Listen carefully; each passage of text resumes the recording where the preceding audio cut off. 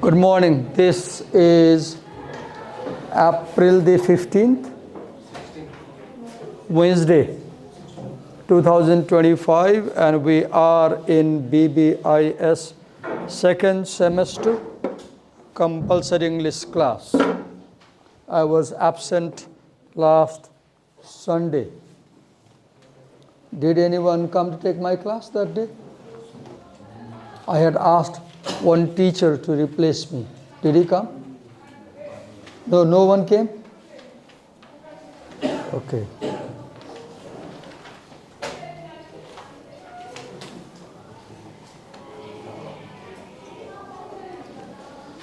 So,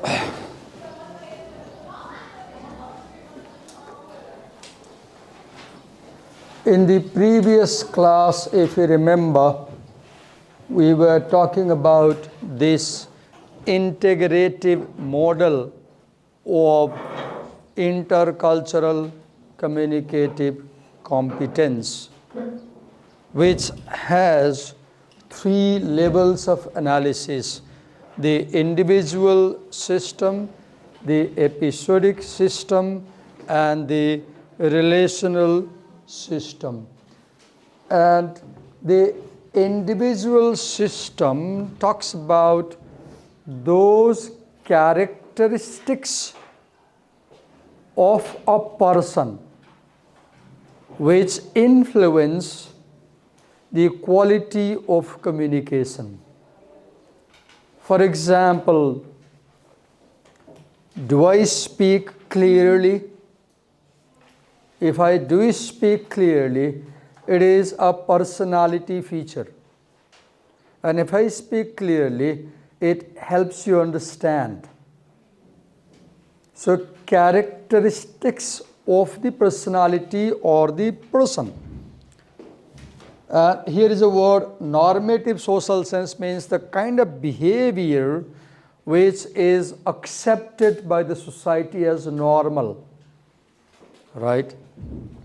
Then we have the episodic system. The difference to understand between the individual system and the episodic system is that there is an actor. In the language of what you call analysis, we use the word actor. For example, I am the actor right now in this class because I am in the leading role. Now, I, as an actor, I have certain characteristics. For example, I may be or may not be highly motivated to teach you. I may have or may not have good knowledge on this topic. I may have or I may not have good skills to explain the lesson.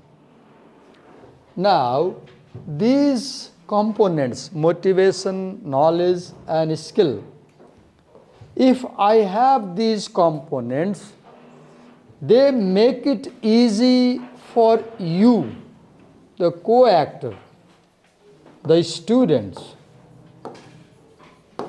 If I have these three things, they influence your understanding of the lesson in a specific episode today, that is April 15 class. So in episodic system, we are analyzing the conversation in one episode on a particular day, or even on a particular day, we may analyze the episode of the conversation in a single class, for example, right? And the point to understand here is that two words to keep in mind: the actor and the co-actor. In individual system, we are not focusing on the co-actor. We do not have a co-actor. It's only about the actor's personality characteristics.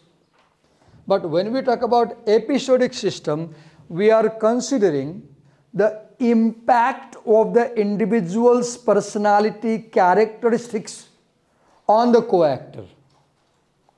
If I have motivation, knowledge and skill, and if it helps my class interaction to make it competent, and you understand the lesson properly, then that is such analysis is called episodic system. I repeat again, in episodic system, two things are to keep in mind. One, how the motivation, knowledge and skill of the actor influences the co-actor. Two, in one example, in one day, in a particular episode. Okay. Then we have the third one, the relational system, right?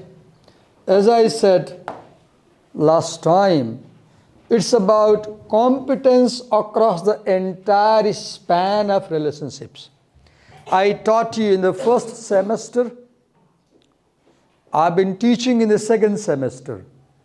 If we analyze how this English teacher taught you throughout the 2 semesters, and we do a research, how successful my teaching was, what problems you encountered, how well you appreciated, and if you think that the teaching was fine, good, then such an analysis will be called relational system. We are analyzing the relation between the actor and the co-actor throughout its span, not for one day, but throughout the relation, right? Okay, so before we move ahead, the individual system about the person's characteristics, the episodic systems, the person's influence on the co-actor, and the relational system, the entire span of relationship between the actor and the co-actor. Now, as we have been saying, this is a dyadic interaction. Dyadic means there are 2 parties, at least 2 parties. In communication, we have minimum 2 parties. We may have more than 2 parties. Even when we have more than 2 parties, we can say there are 2. There is one actor and there can be more than one co-actors. For example, right now there are 30 people in this classroom as co-actors, and I am the actor. So we are the 2 parties, right? There are 3 things to keep in mind. Motivation to speak, knowledge about how to speak, and skills to present, right? Okay. So as a communicator, when we have higher motivation, if motivation increases, competence also increases.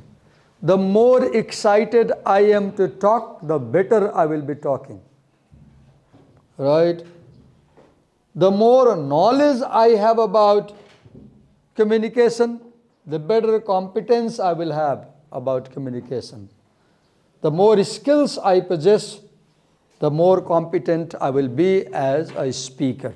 So 3 things increase competence: motivation, knowledge, and skills, as you can see in this figure. So all of them contribute. Skills contribute to competence, motivation contributes to competence, and knowledge also contributes to competence. Right? They together enhance the competence of the speaker. Okay. Now we said 3 things: motivation, knowledge, and skill. Now the question is, what constitutes high level of motivation? If you are more confident, you are more motivated.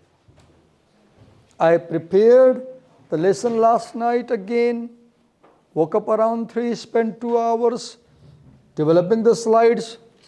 So because I am prepared, I have better confidence. And because I have better confidence, I am more motivated to explain this in class. Right. Second, efficacy believes. believing that I can do it. Self-confidence. If you start by believing, oh, I will fail, you will fail. If you start by believing, I won't fail, I can do it, you will do it. Then approach dispositions. Your personality characteristics about how you regard a task. If you have the habit of taking things seriously, then you will work hard on time, prepare about the topic, and you will perform better, right? Your personality disposition is your personality characteristic. Approach disposition is how you view a task, how you approach a task. Do you approach it lazily or do you approach it enthusiastically? Then relative cost benefit ratio. If you feel that there is more cost and no benefit, you won't be motivated. But if you feel that there is less cost and very high benefit, you'll be very much motivated to do that task. So in communication also, these 4 elements increase motivation: higher confidence, efficacy beliefs, approach dispositions, and relative cost benefit ratio. They all together enhance motivation. Okay. I said earlier, I explained you, right? Now, we said that confidence increases motivation. Now the question is, what increases confidence then? Experience increases confidence. Last time I was in the interview for the job in the Indian Embassy to work as an interpreter, and they asked me, have you done this job before? I frankly said, not exactly. And I said, I have the confidence I can do, but I don't have exact experience of sitting with diplomats and listening to them and translating that into other language. I didn't have experience. So they felt I don't have full confidence, and they didn't select me. So several individual experience means when you do something again and again. I have been teaching for 35 years. I remember my first day as a teacher in class 8 in Kafalchor High School. And I had that English book with the lesson Gori and the Tiger. And my hands were shivering with nervousness. I had no confidence, but I somehow taught. Today I don't have that situation, right? So when you do something several times, when you have experience of something multiple times, you have higher confidence. Social anxiety. If you have less social anxiety, how will people judge? How will the onlooker think about me? If you have less anxiety, you have high confidence. If you have high anxiety, you have less confidence. Now, familiarity with the situation. Whenever I have to make a presentation somewhere, I arrive half an hour before. Here also I arrived today at 6:33. Why? I came, I installed my laptop, camera, everything, tripod, checked the electricity, checked the screen, checked my mobile phone on time. Everything was fine. There was no problem, technical problem. I have more confidence. When you are familiar with the situation, you know who you are talking to. You know what topic you're talking about. If you are quite known about the things, then you have more confidence. If you don't know about these things, you have less confidence, right? Then, if you know that the conversation I'm going to have is very important, you have higher confidence. If you think that the conversation I'm going to have is useless, you have lower confidence. So 4 things: experience, anxiety, familiarity, and importance of the encounter. These 4 things determine confidence.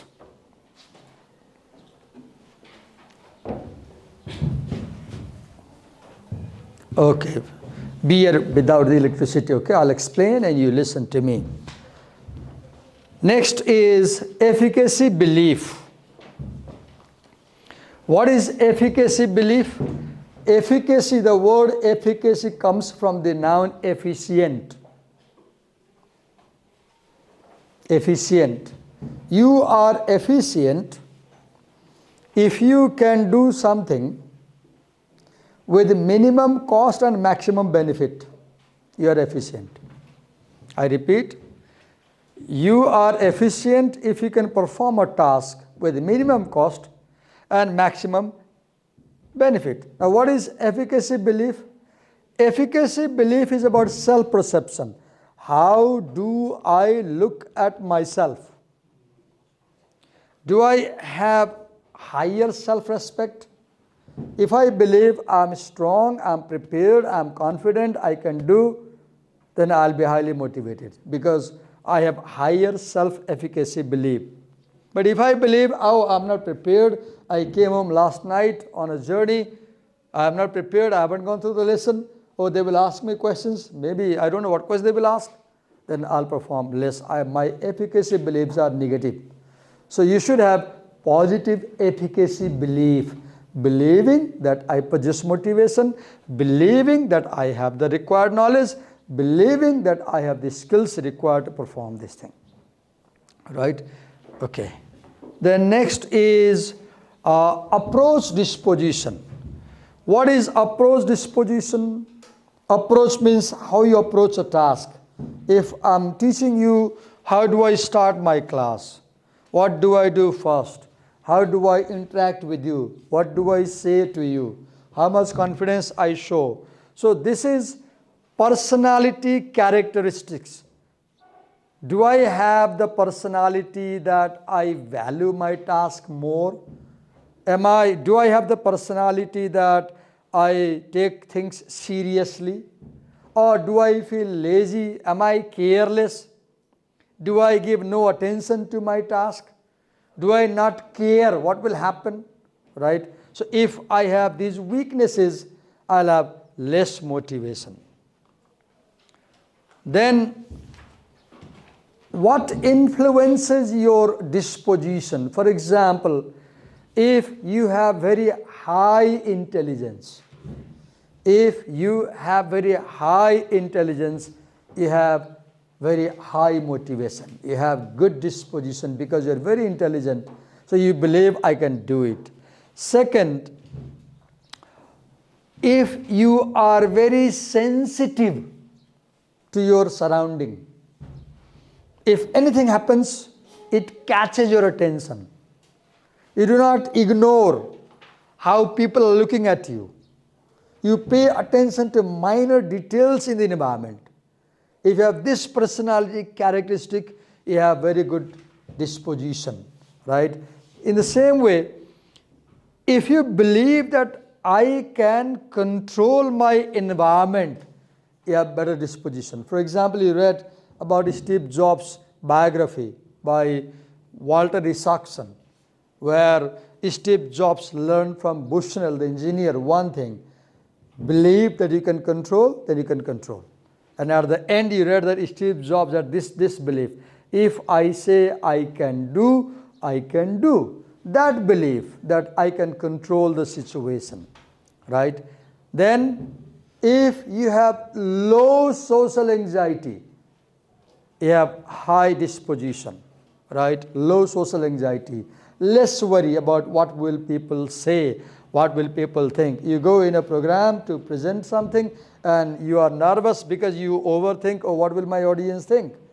You start by saying, oh, what will the principal think? He is there, the teachers are there, friends are there, there's a huge crowd. If you go like this, you will fail, right? So low social anxiety.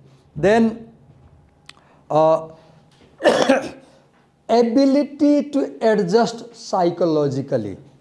If your psychology is strong, if you have positive outlook, if you have positive attitude, if you don't lose your confidence, if you are not nervous very easily, if you are psychologically very strong, you have high disposition.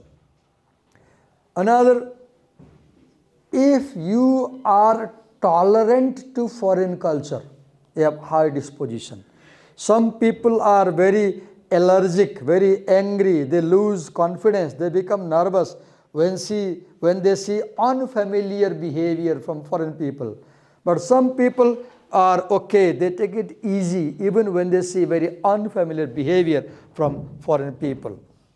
I don't know if we have electricity. Somebody can go and tell Prabha ma'am to manage. They will make a call and they will turn on the, what do you call that? What do you call that? The big machine, generator. So could you go to Prabha ma'am and tell we are in class and we don't have electricity. So Divakar sir asked me to inform you if it is possible to turn on the generator. Okay.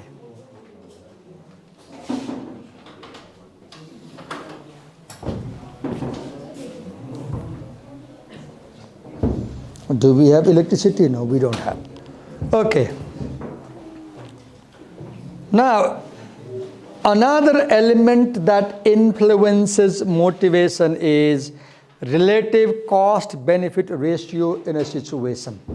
If you believe that the cost I have to pay here is less and the benefit I get is very high, you are highly motivated. Because you think there is more benefit and less cost to pay. Come in. Did you tell her? Yes. What did she say? She said that she had informed to the... Okay. So relative cost benefit ratio, right? Next, now we move to knowledge section. First we read about motivation, right? We talked what enhances motivation. Now what enhances knowledge? As knowledge increases, competence increases. There are three things that increase competence. Motivation increases, competence increases. Knowledge increases, competence increases. Skill increases, competence increases, right? Now, what is knowledge about communication? What do you mean when you say we should have knowledge about communication? Number one, you should know what is the purpose of my communication. Why am I talking to this person? What do I want to achieve? You should know speech acts. What are speech acts? Getting things done by speaking. For example, do you want to ask a question? Do you want to assert an opinion? Do you want to make a claim? Do you want to argue a case? Right? Do you want to make a promise? What do you want to do by this conversation? What is your purpose or function? What is your purpose or function? You must have good knowledge about the purpose or function of your communication. There are three things. It's difficult. Just listen. If you can't understand, raise your hand. Semantics. I can't write. You must know the meaning of the conversation. Semantics is about meaning. You should know the meaning of concepts. You should know the meaning of words. You should know the meaning of technical terminologies. Syntax. You should know the grammar of the language you are speaking. If I am speaking English, I should know what the words mean I use. I should know how to make sentences I speak, syntax. And then I should know sentence structure. What is a simple sentence? What is a complex sentence? What is a compound sentence? What sentences should I use where? Three things. Meaning, grammar, sentence structure. I should have good knowledge about these things if I want to communicate efficiently, competently. Okay. Second is, I should have knowledge of the procedure, how to do something. For example, last time in my interview, they asked me, are you confident you can carry on this task of interpretation? Have you done a job as interpreter? What I said, I do not have exact knowledge of diplomatic language. I told them. I said, I do not know the diplomatic procedure. For example, the ambassador comes on the stage, ministers come on the stage, they take their seats. I do not know the protocol, how I should address them. I do not know whom I should talk to first. I do not know how to say sorry if I have to. So I did not know the procedure of diplomatic conversation. So I didn't get the job. It's very important to know the process of doing something. So when you are in a communication with other party, you should know the process of communication. You should have the good knowledge about the process of the communication. You should have good knowledge of the process. So first, knowledge of the content, meaning, grammar, sentence. Second, knowledge of the process. First, knowledge of the content. In knowledge, because I said you should know the purpose of the conversation. Purpose or function. Purpose, function, meaning, grammar, sentence. Second is knowledge of the process. Now the third is you should know how to acquire knowledge. If I told them I do not have knowledge about diplomatic conversation, I could Google, I could read some books, I could watch some videos. So when you do not know something, what do? Number one, you ask someone. First is interrogation. This is knowledge acquisition strategy. Do you know how to ask people things? First is interrogation.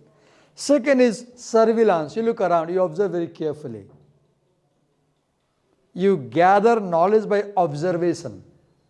Look at people, look at technologies around, look at how somebody is doing. Third is information exchange. You tell something to them and they will tell something to you. Have you seen when you have conversation with people, a stranger for example, you begin by telling who you are. Hello, hi, I'm Divakar Upadhyaya, I'm from LSM teacher. Then they will tell, hello, hi, I'm so and so, I'm from this. When you give information, you get information. We call this information exchange. Number one, interrogation, asking questions. Number two, surveillance, observing, looking very carefully. Number three, information exchange. You reveal some information and they reveal some information to you. Third is posturing. You violate some rules and see how they react. Then you become very careful, oh, I should not do this thing or I should do this thing. This is called posturing, Posturing. Posturing is you violate the customs, you violate the rules and then observe the reaction. And you learn what is okay, what is not okay in this situation. Right?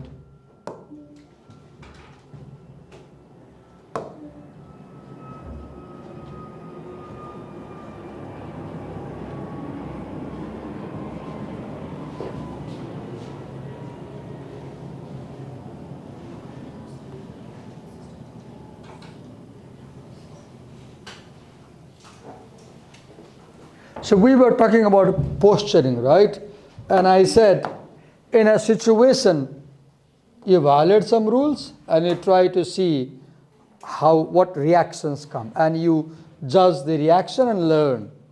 Then another is bluffing, acting as if we know what we are not, what we're doing and letting the unfolding of act. You don't know something, but you pretend that you know it and see how people react to you, right? Engaging in double agents, using secret people to get information for you, right? You hire someone, a native person, right? A friend who has good knowledge about the culture and they let you know what is okay and what is not okay. You can also learn these things by social media also. That is not given here because when this essay was written long ago, social media may not be so prevalent. Okay. If you have worked in multiple identities, for example, I have worked only as a teacher. I have never worked as interpreter. So I have good knowledge of classroom communication. I have very poor knowledge of interpreting. So as my identity is limited, my knowledge is also limited. If you can perform multiple roles, for example, you work as a teacher, you work as a dancer, you work as a painter, you work as a mechanic, you work as a nurse, you work with Saudi people, you work with Americans, you work with Chinese, you have multiple identities, then your knowledge is better about intercultural communication. You are more competent, right? So if you have diverse exposure, as I said, you have been to Chinese delegations, you have been to American delegations, you have been to India, you have been to Saudi Arabia, you have worked as interpreter or other roles also, then you will better understand behavior in another culture. For example, I have never been to China, nowhere. I have been only in Nepal and India. So I understand how Nepalese people behave, Indians behave, but if I'm going to Australia, America, I'll be in a problem. Because I don't know, I have no exposure with English people, right? Then your person's identity, as I said, if you have worked in multiple roles, you have better knowledge about the culture and you can perform better. You are making some paperworks. Can I see your paperworks? Where are they? You were making some paperworks. Where did you throw them? Oh, very clever. I saw you making some paperworks, right? Flowers like, okay. Knowledge dispositions. What makes you more knowledgeable? Being very intelligent, right? Cognitive complexity, the ability to understand difficult things. If you are able to understand mathematics, for example, I'm very poor at mathematics. If you are able to read complex essays like this, right? Self-monitoring. As you talk to people, you also observe your own behavior. Self-monitoring, this is very important. You're talking to people, you're very aware what's going on with you, right? Empathy. You understand other people's feelings, how they might be feeling. You place yourself in their place. You wear their shoes. Role-taking ability. You imagine being in their place and then imagine what will happen if I was there, right? Non-verbal sensitivity. You know how to use your body language, how to use space, grooming, hygiene, dress, right? Then perceptual accuracy. I have poor accuracy. If I put off my glasses, I'm not able to see clearly. I'm bad at hearing, for example. If you say something over there, I can't hear you. I have to go there. I don't have good perceptual accuracy. So who is a competent communicator? Who can see properly, who can hear properly. I'm bad at that. Thank God they didn't select me for the interpretation because I'll have to buy hearing aid. Because as an interpreter, I must be excellent at hearing. The guest may be speaking at very low pitch. I have to catch what they're saying, right? Then creativity and problem solving ability. These are the things that contribute to knowledge disposition. And if you have these things, you have good knowledge about the topic. Then you have, now we come to skill, the third element. First we talked about the motivation element, then we talked about the knowledge element, now we come to skills element, right? What are the skills? Something that you can do repeatedly. An activity you can repeat. I have the skill of mending water pipes. At my home, whenever there is some drainage problem, I can repair all the pipes. I have the skill of repairing the what do you call plug, electric plugs. Because I did it time and again. I have the skill of explaining something to you.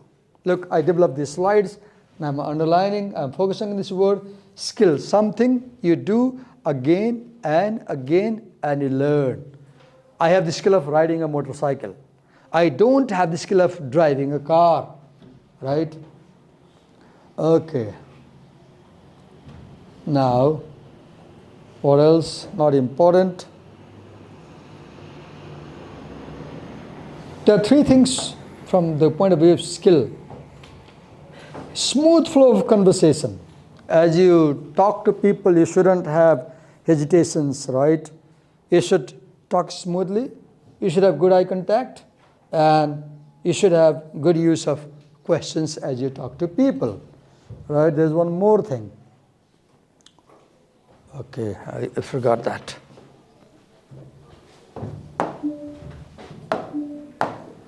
Then there is something called alter-centrism. What is alter-centrism? As I talk to, for example, in this class, I don't have alter-centrism. You are my alter. Alter ego we call. Ego, alter ego. The other. You are my co-actor. I've been teaching you for the last 40 minutes. I never asked a question to you. I never asked whether you're understanding the lesson or not. Right? So I have zero alter-centrism in this class. I do not care about you. I do not care about you.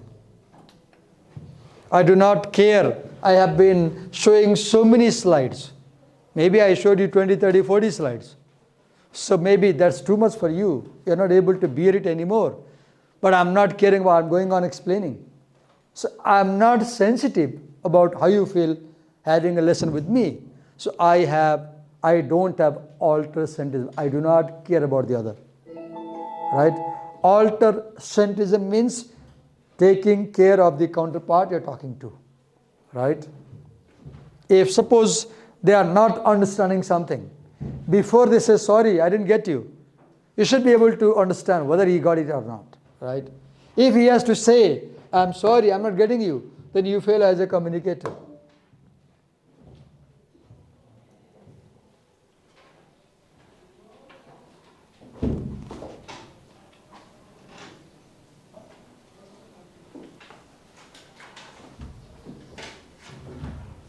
Okay.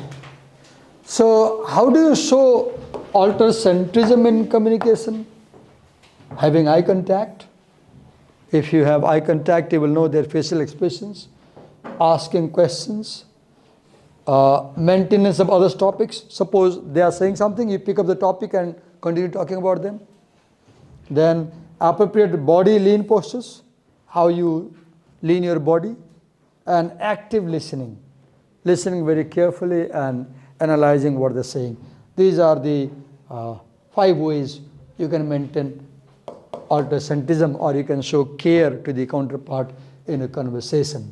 If you have this feature in your personality, you are a competent communicator.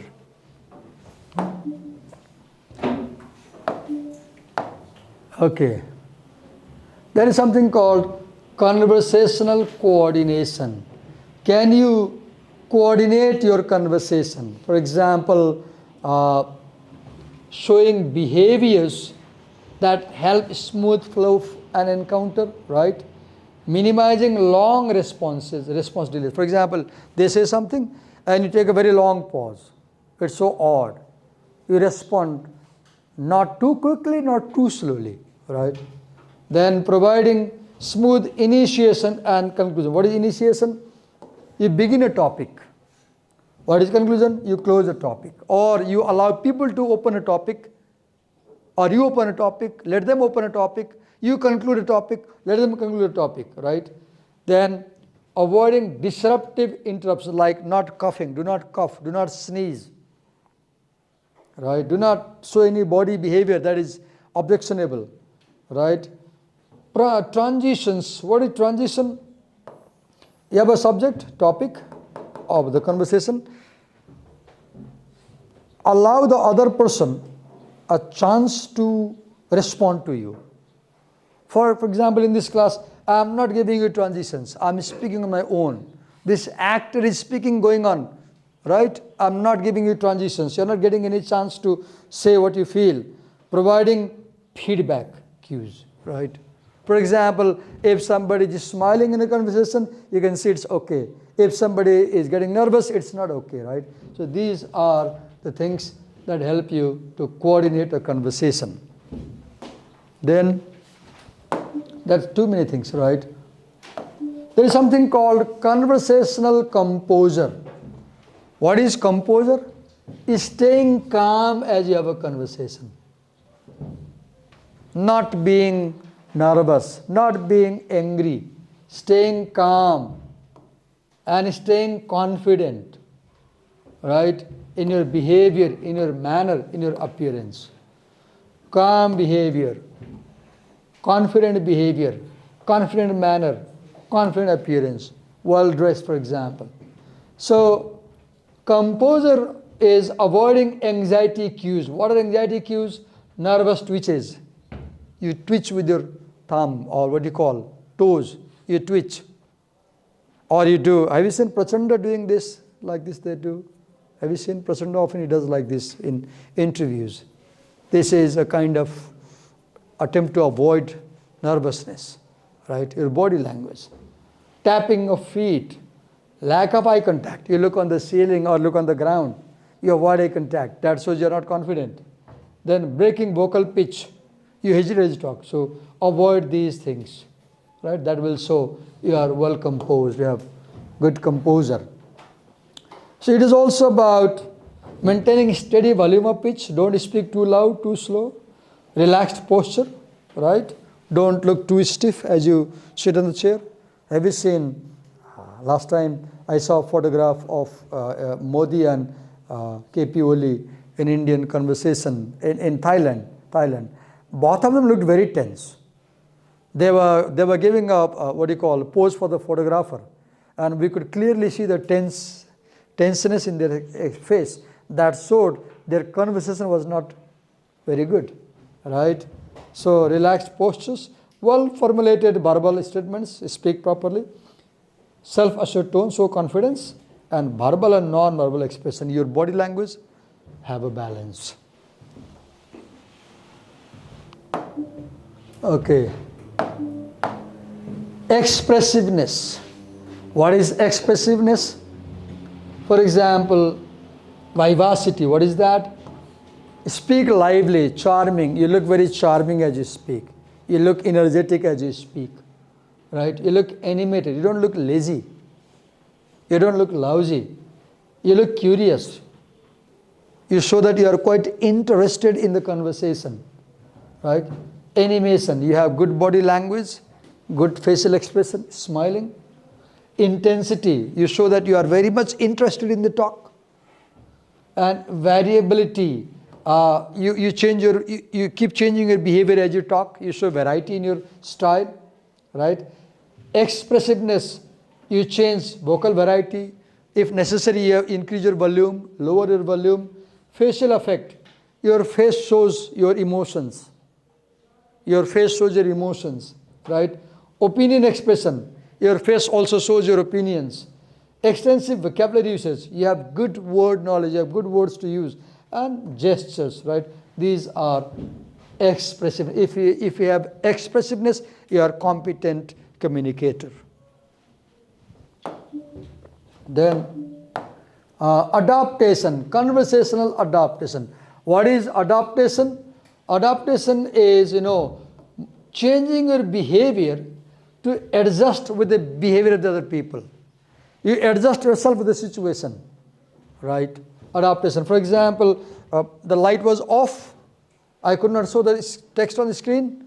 I had to read over there. I adopted instantly. Can you change the situation and continue with the conversation? All right? Okay. Then we have, so now we come to the conclusion of this section. So as I said, there are three things in individual system: motivation, knowledge, and skills. And we read what influences motivation, what influences knowledge, and what influences skills. Now we move to episodic system. Understand that conversational competence is it's a social evaluation. I'm teaching you in this class today. Now I have been teaching for the last 50 minutes with PowerPoint slides. And I have displayed so many slides. I've displayed so much text. I've explained so much. I'm afraid you are bored now. I'm afraid you're not able to understand. I'm afraid it's too much for you. Right? So you can judge Divakar sir's class today was not very impressive. Now my conversation is not competent.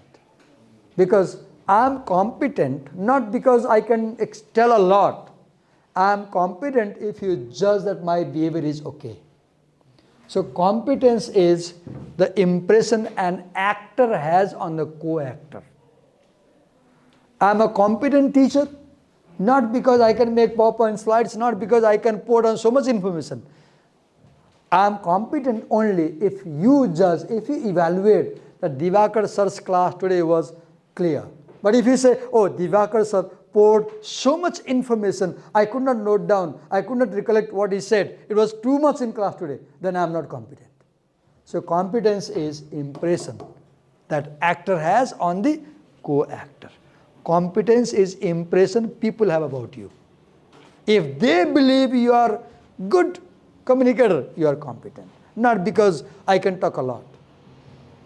Okay. So second thing, in episodic system, as I told you earlier, we have the actor, right? And then we have the co-actor. Episodic means the actor speaks, he has motivation, he has knowledge, he has skills. How the three elements in the actor shape co-actor's impression, that is episodic system.